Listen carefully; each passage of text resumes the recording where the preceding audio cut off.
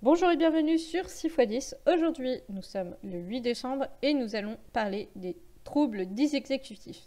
Alors, qu'est-ce que sont les troubles dysexécutifs? Les troubles dysexécutifs sont des troubles des fonctions cognitives. Alors, je m'explique. En gros, c'est un problème dans la capacité du cerveau à s'adapter au changement. Les troubles dysexécutifs sont souvent liés à la dyspraxie, c'est d'ailleurs mon cas. Donc, dans les troubles dysexécutifs, on retrouve une certaine fatigabilité parce qu'en fait, on a le cerveau qui est tout le temps en train de fonctionner. Voilà. On a également un déficit de la planification d'une stratégie. Je m'explique. En gros, c'est la difficulté, par exemple, à identifier un objectif d'action. Donc, c'est-à-dire que, par exemple, je vais du mal à identifier que, voilà, il faut que je fasse la vaisselle, qu'il faut que je range tel truc. Et également des problèmes d'organisation. Donc, hier, on a vu l'organisation visuelle. Aujourd'hui, là, ça va être plus l'organisation des tâches. Donc, on ne va pas savoir par quelle tâche commencer. Genre, ça va être, je vais me retrouver dans un tableau si on ne me dit pas que tu dois faire ça dans tel ordre. Donc, en 1, tu fais ça, en 2, tu fais ça, en 3, tu fais ça. Je ne vais pas savoir prioriser les tâches, en fait. Donc, voilà. Ensuite, on a une limitation de la mémoire de travail. Donc ça, en fait, c'est quand on a du mal, par exemple, à garder à l'esprit des informations, plusieurs tâches à la fois. En fait, toutes les tâches pour pouvoir exécuter quelque chose. Donc ça va être aussi un problème pour notamment comment dire, pour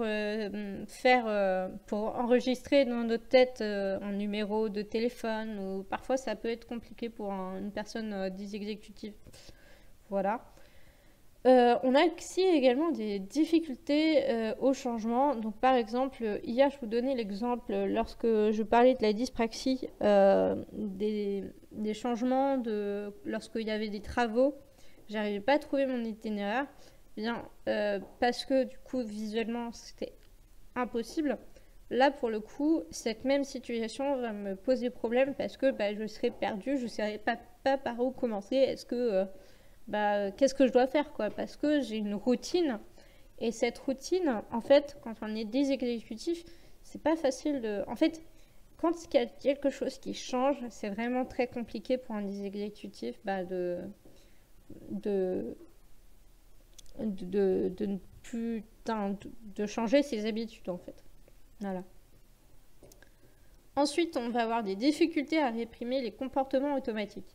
Je m'explique. Par exemple, on va avoir de l'impulsivité.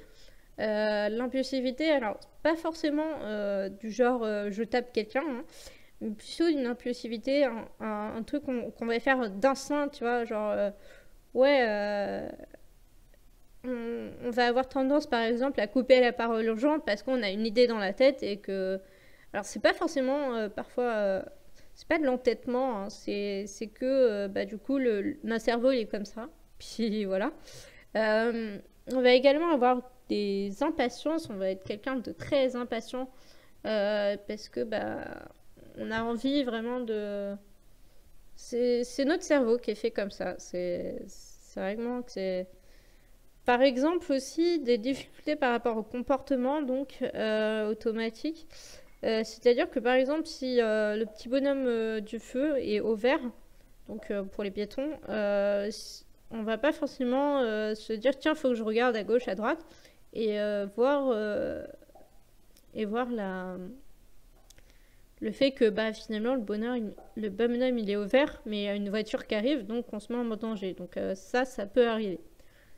Parce que du coup, on n'a pas cet instinct on a cette impulsivité, cet instinct qui est là. Et finalement, les comportements ne sont pas forcément adéquats.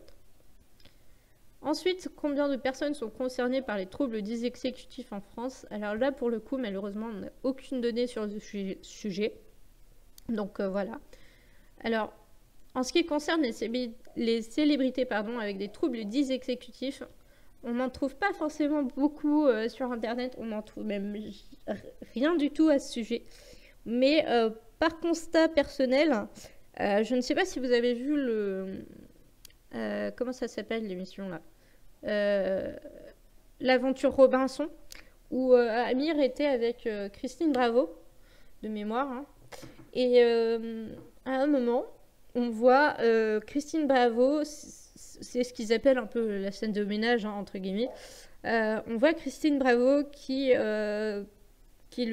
dit à Amir, ouais, vas-y, va chercher mes chaussures et puis ramène-moi du bois. Eh bien, ces deux tâches, Amir a eu du mal à s'organiser dessus. Et franchement, on retrouve vraiment toutes les caractéristiques des troubles dysexécutifs chez Amir. Donc pour moi, Amir a des troubles dysexécutifs. Voilà.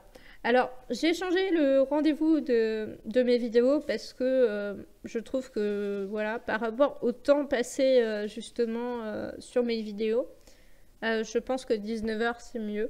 Et donc, au moins, j'aurai un horaire que je respecterai parce que c'est vrai que j'ai du mal à respecter les horaires à cause justement de mes troubles 10 parce que, bah, il y a la dyslexie qui est là. Il y a les troubles dysexécutifs qui sont là aussi. Donc finalement, quand il y a un changement, bah, faut que j'essaye de faire avec, c'est compliqué. Donc je préfère maintenant vous dire plutôt à 19h qu'à 18h30. C'est beaucoup plus simple pour moi. Et puis au moins, je suis sûre d'être à peu près à l'heure. Donc excusez-moi si jamais je suis pas trop à l'heure. Voilà, c'est parce que je suis 10, mais j'essaye de faire les choses bien. Et quand on veut faire les choses bien, ça prend du temps. Mais au moins, les choses sont bien faites. Voilà. Donc, n'hésitez pas à liker, partager et commenter cette vidéo. Et on se retrouve donc demain à partir de 19h pour une nouvelle vidéo. À bientôt!